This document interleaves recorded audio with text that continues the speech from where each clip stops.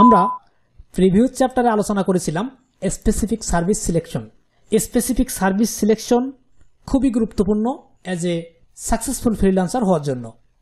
তো আমরা এই চ্যাপ্টারে আলোচনা করব টপ সেলিং টার্গেট। আপনাকে বেশি সেল পাওয়ার জন্য একটি লক্ষ্য নির্ধারণ করতে হবে। তো লক্ষ্য নির্ধারণ করার জন্য আমাদের যে জিনিসগুলো প্রয়োজন, একটা হচ্ছে ইনসাইড ওয়ার্ক, মানে আমাদের যে প্রোফাইলটা আছে, যে প্রোফাইল থেকে মূলত আমরা সেলগুলো পাবো, আমাদের সার্ভিসগুলো সেল হবে যে প্রোফাইল থেকে, সেই প্রোফাইলের ভিতরে আমাদের কিছু কাজ করতে হবে। দেন সেকেন্ড ওয়েতে আউটসাইড ওয়ার্ক বা মার্কেটিং নিয়ে আমাদের কিছু কাজ করতে হবে, যেটা আমরা মার্কেটিং চ্যাপ্টারে আলোচনা করব। দেন আমরা এই দুটো একটু হাইলাইট করে রাখতেছি, আমরা এই দুটাকে পরে করব, তাই আমরা এখানে স্টার মার্ক দিয়ে রাখলাম। আমরা এই দুটা পরে করব যেহেতু আমাদের মার্কেটিং চ্যাপ্টারে বিষয়টা আছে। দেন আমরা প্রোফাইলের যে অংশটা আছে, ইনসাইড ওয়ার্ক যেটা আছে, আমরা সেটা নিয়ে যদি একটু কথা বলি, আমরা যদি সামারিতে যাই তাহলে আমরা দেখতে পাবো on time activity. On time activity very important for fibre. এই বিষয়টা যদি আপনি ধরতে পারেন, ভালোভাবে অ্যানালাইসিস করতে পারেন, দেন আপনার সার্ভিস সিলেকশন বা আপনার ফাইন টপ সেলিং সার্ভিস এগুলা বাদ দিলেও এই অংশগুলো যদি একটু দুর্বলও হয় তারপরও আপনি অর্ডার পাবেন। ওন টাইম অ্যাক্টিভিটি কি?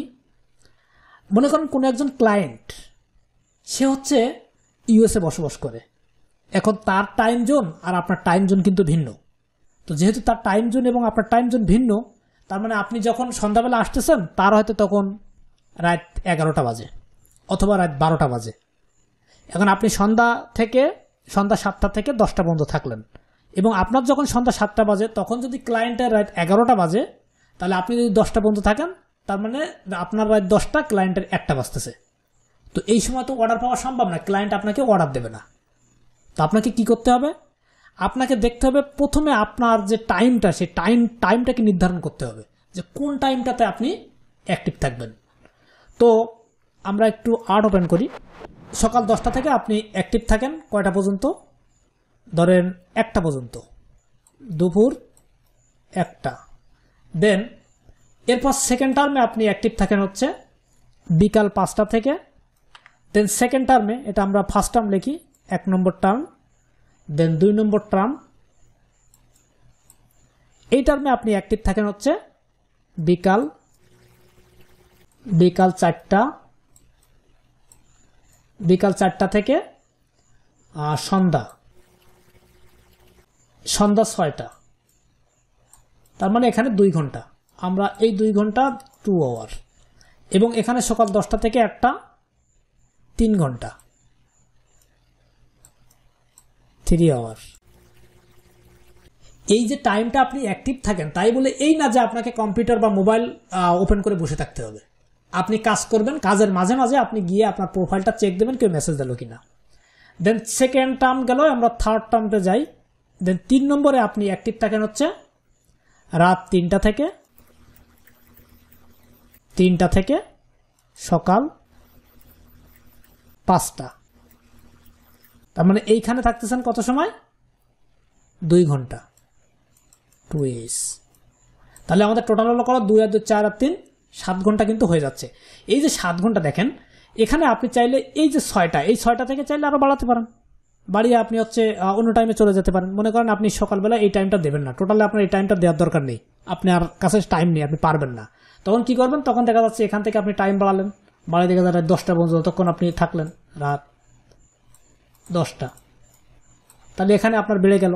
অথবা আপনার এমন হতে পারে যে আপনি একজন জব হোল্ডার, 10টা থেকে আপনার থাকা পসিবল না, তো আপনি এটা ক্লোজ করে দেন, দিয়ে আপনি থাকতে পারবেন কখন? ধরেন এই টাইমটা তখন আপনার আসতেছে, তখন আপনি এই টাইমটা থাকতে পারতেছেন 3টা থেকে 5টা পর্যন্ত, এবং বিকাল 4টা থেকে অথবা বিকাল 5টা থেকে রাত 10টা পর্যন্ত। এখন এই যে টাইমটা আপনি নির্ধারণ করলেন, এই টাইমটা নির্ধারণ করার পর আপনাকে দেখতে হবে যে কোন কোন কান্ট্রি আমার এই টাইমের সাথে তাদের টাইমগুলো ম্যাচ করে। ম্যাচ বলতে এরকম, যেমন আপনি যে টাইমটাতে অ্যাক্টিভ থাকতেছেন, আমি একটা দিয়ে দেখাই। উদাহরণস্বরূপ আপনি এই টাইমটা অ্যাক্টিভ থাকতেছেন কয়টা থেকে? 4টা থেকে 10টা পর্যন্ত। তাহলে আমরা সাধারণত জানি একজন মানুষ কোনো একটা কাজ যদি কাউকে দিয়ে করাতে চায়, তাহলে এজ এ বিদেশি সে ঘুমের টাইম তার যখন রাইট হবে তখন তো সে কাজ করাতে আসবে না। তখন হতে পারে সে তার অফিস টাইম যখন শেষ হচ্ছে, তখন অফিস টাইমের পরে বাসায় এসে আপনাকে খোঁজ করতে পারে কাজ করানোর জন্য। তাহলে তার টাইমটা কত? সাধারণত 4টা অফিস টাইম শেষ হয় অথবা 5টা শেষ হয়। তাহলে আমাদেরকে দেখতে হবে ক্লায়েন্টের 5টা বাজতেছে, আপনি যে টাইমে অ্যাক্টিভ থাকতেছেন সেই টাইমে ক্লায়েন্টের 5টা বাজতেছে। 1 নম্বরে আমরা দেখবো হচ্ছে আপনি যে টাইমটাতে অ্যাক্টিভ থাকতেছেন সেই টাইমটাতে ক্লায়েন্টের টাইম 5টা হচ্ছে কিনা। বিকাল 5টা ক্লায়েন্ট টাইম, বিকাল 5টা হচ্ছে কিনা।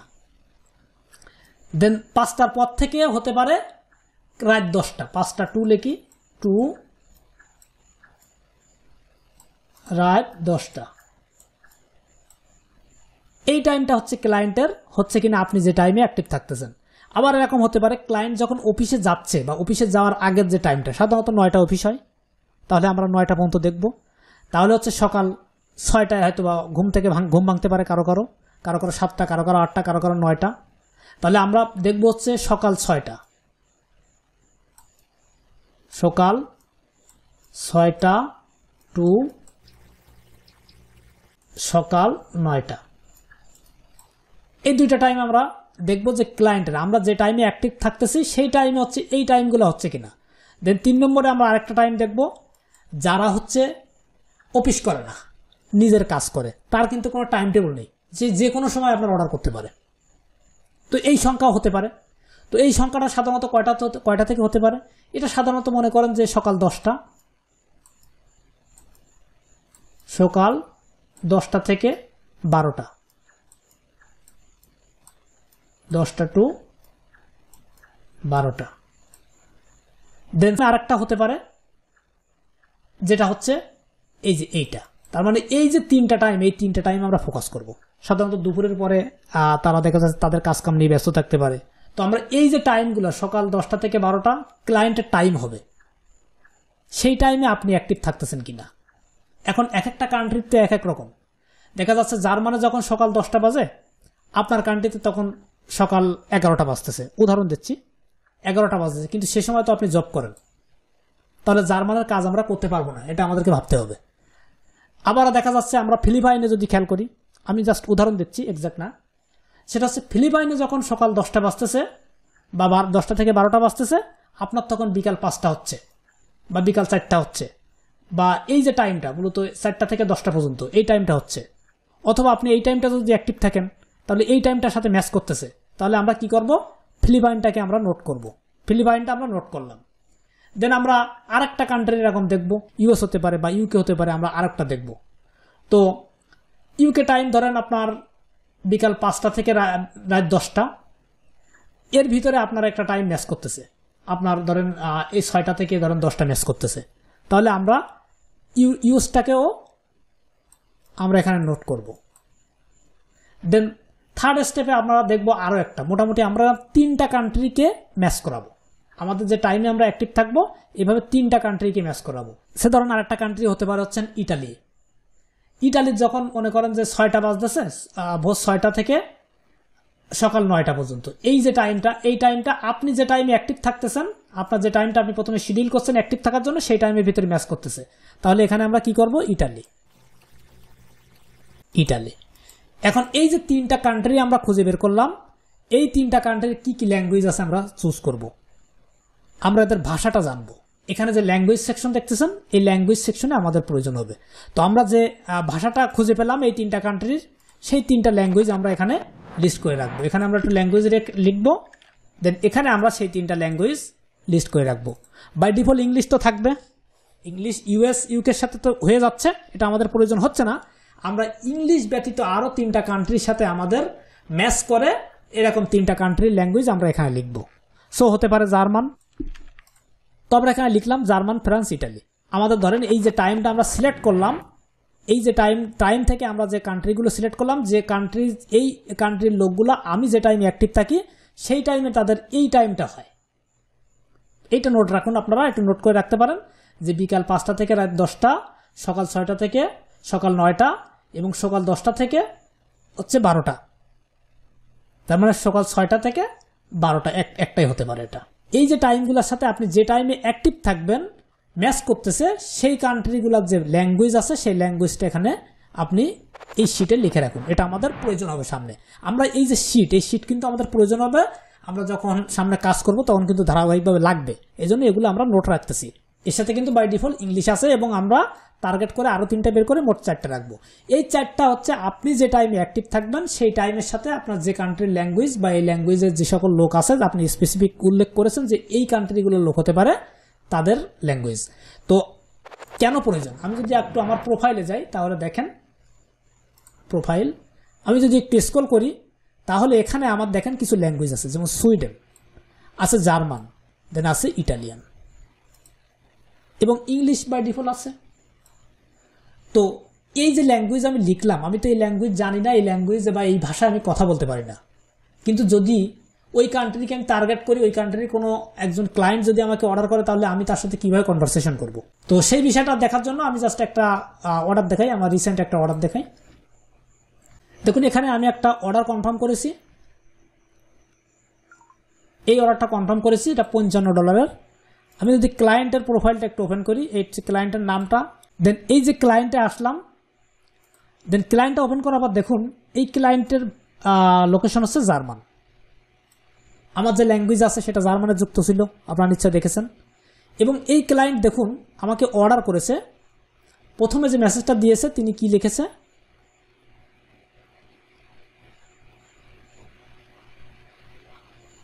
যাই হোক প্রথম মেসেজটা যাওয়া একটু কঠিন হয়ে যাচ্ছে। তিনি আমাকে কিন্তু জার্মানি ভাষায় লিখছে, এই যে জার্মানি ভাষায় লিখছে। মাঝে মাঝে এখানে আবার এসে বলেছে আমি কি উর্দুতে কথা বলতে পারি কিনা, তো আমি কলম বলেন, তারপর আমি আবার উর্দুতে একটা মেসেজ দিলাম, তার মোটামুটি পারি। দেন তারপর সে হচ্ছে আবার জার্মানি ভাষায় লিখতেছে, জার্মানি ভাষায় লিখতেছে, আমি দু একটা ইংলিশে দিচ্ছি আবার জার্মানি ভাষায়ও দিচ্ছি, এই যে ম্যাক্সিমাম। এরপর আমি যখন দেখলাম যে সে জার্মানি ভাষাটা বেশি পারে তখন আমি তাকে জার্মানি ভাষায় মেসেজ দেওয়া শুরু করলাম। এরপর সে একটা পর্যায়ে আমাকে কাজ দিয়েছে, তিনি কিন্তু জানে না আমি জার্মানি ভাষা জানি কিনা, আমি কিভাবে তার সাথে কনভারসেশন করলাম। এই যে দেখুন এখানেও জার্মানি ভাষায় লিখছি, আমি হচ্ছে গুগল ট্রান্সলেট ব্যবহার করে এখান থেকে জার্মানি ভাষা আমি সিলেক্ট করেছি। এখানে আমি জাস্ট বাংলায় বলেছি আমি এই কাজটি করতে পারি, দেন এ পাশ থেকে আমি জার্মান চুজ করেছি। দেন যখন জার্মান চুজ করেছি তখন এখানে জার্মানি যে ল্যাঙ্গুয়েজটা আসছে এটা কপি করে আমি ক্লায়েন্টকে পাঠিয়ে দিয়েছি। আবার ক্লায়েন্ট যখন আমাকে কোনো মেসেজ করেছে তখন দেখা যাচ্ছে আমি সেটা এখান থেকে নিয়েছি, নিয়ে হচ্ছে এখানে দিয়েছি। তো আমি আবার তাকে জার্মানি ভাষায় অ্যান্সার রিপ্লাই কি দিয়েছি, এই মেসেজটার দেখুন। দেন সর্বশেষ আবার আমি তাকে জার্মানি ভাষায় একটা মেসেজ দিয়েছি, আবার সেম মেসেজটা ইংলিশে ট্রান্সলেট করে দিয়েছি, আবার একটা জার্মানি ভাষায় দিয়েছি। আমি 2 ভাষায় দিয়েছি যাতে আমার এখানে মেলা লিখেছি ভুল হতে পারে, যেটা সে ইংলিশ একটু অর্ধেক বুঝবে। তো এই প্রজেক্টটা অলরেডি লাইভ, এই কাজটা আমি কীভাবে লাইভে করেছি সেটার একটা ভিডিও অলরেডি আছে, আপনারা হয়তো বা শেষের দিকে দেখবেন। তো আমি আর এটা নিয়ে ডিসকাস করতেছি না, এটা আপনারা আরও জেনে যাবেন। তো এই যে জার্মানি ভাষাটা আমার প্রোফাইলে আমি সেট করেছি, এটা থেকে আমি 2টা বেনিফিট পাচ্ছি। এক হচ্ছে জার্মানের ভাষা সেট করার ফলে ওই দেশের যে ক্লায়েন্ট আমি তাদেরকে টার্গেট করতে পারবো, কারণ আমার যারা মেসেজ দেবে তারা হবে। দেন সেকেন্ডলি হচ্ছে এই যে জার্মানি ভাষা সিলেক্ট করেছে আমার প্রোফাইলে, অনেক ক্লায়েন্ট আছে তারা হচ্ছে ইংলিশ পারে না। যেমন আমার কথা বলি, ধরেন আমি বাংলা জানি, ইংরেজি জানি না, তো আমি একটা কাজ করাবো কাউকে দিয়ে, বিদেশি কাউকে দিয়ে। এখন সে সেই কাজটা করতে পারে, সে যদি বাংলা ভাষাটা জানে তাহলে কি আমি তাকে আরো ভালোভাবে বোঝাতে পারবো। ঠিক ক্লায়েন্টরাও এরকম মেন্টালিটি নেয় বা এরকম ভাবে যে আমি যে এই গুগল পিপিসি অ্যাড নিয়ে কাজ করাবো, যদি কোনো ফ্রিল্যান্সার পাই যে সে হচ্ছে জার্মানি ভাষা বুঝবে তাহলে কি জার্মানের এই ক্লায়েন্ট আপনাকে কাজ দেবে নিশ্চয়। তো সেক্ষেত্রে সে কি করে, সেক্ষেত্রে সে প্রথমে সার্চ দেয়, এরপর এখান থেকে দেখে হচ্ছে জার্মানি ভাষা, এখান থেকে কান্ট্রি লিভ ইন সিলেক্ট করে না, কারণ অনেকেই আছে দেখা যাচ্ছে বসবাস করে একজন বাঙালি কিন্তু তিনি থাকে হচ্ছে ইউনাইটেড স্টেটে, তো এই জন্য কান্ট্রি সিলেক্ট করে না, কি করে এখান থেকে ল্যাঙ্গুয়েজ সিলেক্ট করে যে এই ভাষায় সে কথা বলতে পারবে, সে যে দেশের হতে পারে। তো কি করে এখান থেকে জার্মান সিলেক্ট করে দেন অ্যাপ্লাই দেয়। যখনই অ্যাপ্লাই দেয় তখন দেখেন এখান থেকে শুধুমাত্র জার্মানি ভাষা সিলেক্ট করা আছে, সেই গিগগুলো আসে। আমরা জার্মানটা একটু কেটে দিই, কেটে দিলে আমরা যখন গুগল পিপিসি অ্যাড লিখে সার্চ করতেছি তখন আমাদের গিগ সংখ্যা দেখাচ্ছে হচ্ছে 12,900 মেবি 13,000। তো এই যে 12,900 প্লাস গিগ এখানে দেখাচ্ছে, তার মানে 12,900 প্লাস সেলার বা ফ্রিল্যান্সার আছে আপনার মতো ব্যক্তিরা, এখানে তাদের গিগ রয়েছে। এখন ক্লায়েন্ট যখন এখান থেকে জার্মান সিলেক্ট করতেছে, দেন এখান থেকে ধরেন ভাষা থেকে জার্মান সিলেক্ট করতেছে, তখন এই গিগ সংখ্যা কমে যাচ্ছে 251 জন। তার মানে কি, যখনই আপনার প্রোফাইলে জার্মান ভাষা সিলেক্ট করা থাকতেছে তখন এই লিস্টে আপনার গিগটাও চলে আসতেছে। এবং এই লিস্টে কারা অর্ডার করবে? যারা আপনি যে দেশটাকে টার্গেট করেছেন সেই দেশের লোক অর্ডার করবে, কারণ আপনি আবার ঠিক সেই টাইমে অ্যাক্টিভ থাকেন। আমরা অ্যাক্টিভিটিটা আগে ফোকাস করেছি, আগে রিসার্চ করেছি, দেন তারপর আমরা এই ভাষাটা যুক্ত করেছি। আমি জানি না এই বিষয়টা আপনাদেরকে বোঝাতে পেরেছি কিনা, বিষয়টা একটু কঠিন, বাট আমি আশা করব যে আপনি যদি বুঝতে না পারেন আপনি একবার সে দুইবার এই অংশটা একটু দেখবেন। দেন এখান থেকে এই যে হলো, এই যে আসলো, এগুলো সার্চ করলাম। এরপর সে কি করতে পারে? এখান থেকে আসার পরে সে দেখা যাচ্ছে এখানে অনলাইন সেলার, অনলাইনটা অন করে দিল। অনলাইনটা অন করে দিলে আছে আর কতজন? 29 জন। তার মানে কি, আপনি তো এই টাইমে অ্যাক্টিভ থাকেন, আপনি তো এর আগে সিদ্ধান্ত নিয়েছেন যে আমি এই টাইমে অ্যাক্টিভ থাকবো। আর যে ক্লায়েন্ট আপনি টার্গেট করেছেন যে কান্ট্রির ক্লায়েন্টের জন্য, সেই কান্ট্রির লোকই এসে এখানে সার্চ করতেছে। তাহলে কি আপনার সংখ্যা বেড়ে গেল না? এখানে মাত্র 29 জন আছে, এমন হতে পারে আপনার গিগটা 1 নম্বরে আছে। তাহলে কি অর্ডার পাওয়ার সম্ভাবনা বেড়ে গেল? এই বিষয়টা আপনাকে অবশ্যই মাথায় রাখতে হবে। এভাবে রিসার্চ করে মূলত আপনাকে গিগ পাবলিশ করতে হবে, তাহলে দেন আপনি অল্প সময়ের ভিতরে অর্ডার পাবেন। দেন আমরা পরে একটা বিষয়, আমরা ল্যাঙ্গুয়েজ এবং এই দুটো একসাথে কভার করেছি, কারণ এই দুটা খুবই ইম্পর্টেন্ট ছিল, যে কারণে এই দুটো একসাথে কভার করেছি। আমরা জাস্ট এই দুটো টিকমার্ক দিয়ে দিচ্ছি। এছাড়াও আরও অনেক ছোটোখাটো বেনিফিট আছে, এগুলো সিলেক্ট করা থেকে আমরা সেগুলো অবশ্যই দেখব। তো আমরা এই ল্যাঙ্গুয়েজ সিলেক্ট করার ক্ষেত্রে অবশ্যই আমরা ফোকাস করব সেই সকল কান্ট্রি, যে সকল কান্ট্রির ডলারের দাম একটু বেশি, মানে সে দেশের 1 টাকা হলে বাংলাদেশের বেশি টাকা হয়, এরকম ধরনের কান্ট্রিকে আমরা ফোকাস করব। তাহলে আমরা সেখান থেকে আরও কিছু বেনিফিট পাবো। আবার দেখা যাচ্ছে আপনি ইন্ডিয়া সিলেক্ট করলেন, আপনার টাইমের সাথে যাচ্ছে তো, যে কারণে ইন্ডিয়া সিলেক্ট করলেন হিন্দি, এই যে না, এটা কখনো করবেন না। কারণ আপনি ফোকাস করবেন সেই কান্ট্রিকে যে কান্ট্রির 1 টাকা হলে আপনার কান্ট্রির মোটামুটি একটু বেশি টাকা হয়, যেমন 30 টাকা, 40 টাকা, 50 টাকা হয়। এই জিনিসটা আপনি লক্ষ্য রাখবেন, তাহলে আপনি সঠিক কান্ট্রি পাবেন। এখানে বহুত কান্ট্রি আছে, আমি একটা করে দেখাবো না, জাস্ট আমি ধারণা দিলাম। এখানে বহুত কান্ট্রি আছে, এগুলো আপনাকে ভেবে লাভ নেই। আপনি জাস্ট জার্মান, স্প্যানিশ, তারপর হচ্ছে এটা ধরতে পারেন, দেন ইটালিয়ান ধরতে পারেন, তাদের 1 টাকা হলে বাংলাদেশের বেশি টাকা হয়। এই কান্ট্রিগুলো ফোকাস করলে ভালো কান্ট্রিগুলো পড়বে, এটা আপনি মাথায় রাখবেন।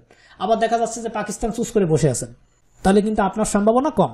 তো এই জায়গা থেকে আপনি অবশ্যই চেষ্টা করুন বাইরের কান্ট্রি, যেমন US, UK, জার্মান, অস্ট্রেলিয়া, এরকম ধরনের কান্ট্রি।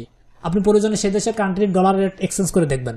যেমন যদি আপনি গুগলে যান, গুগলে গিয়ে আপনি সার্চ করলেন হচ্ছে জার্মান, আমরা সার্চ করলাম জার্মান টু বিডিটি, তার মানে জার্মানের 1 টাকা হলে বাংলাদেশের হচ্ছে 117 টাকা। তো আমরা জার্মান ফোকাস করতে পারি যেহেতু ভালো। এখন আমরা যদি দেখি হচ্ছে ইন্ডিয়ান টু বিডিটি, তাহলে আমরা দেখতে পাচ্ছি যে ইন্ডিয়ান 1 টাকা হলে আমরা পাবো 1 টাকা 30 পয়সা। এটা দিয়ে পোষাবে না আমাদের, আমরা এটাকে ফোকাস করব না। আমরা ফোকাস করব সেই সকল কান্ট্রিকে যে সকল কান্ট্রির ডলারের দাম বেশি বা সেই দেশের 1 টাকা হলে বাংলাদেশে বেশি টাকা হয়। তো আমরা এছাড়াও আরও ছোটোখাটো অনেক বিষয় রয়েছে যেগুলো আমরা ক্লাস কন্টিনিউ করে গেলে শেষ পর্যন্ত গেলে আমরা পেয়ে যাব, কারণ মার্কেট প্লেসে যখন গিগ দেবো এসব বিষয়ে আমরা আরও ডিটেলস আলোচনা করব। দেন এরপরের পার্টে আমরা প্রোফাইল স্কিল নিয়ে কথা বলবো ইনশাআল্লাহ।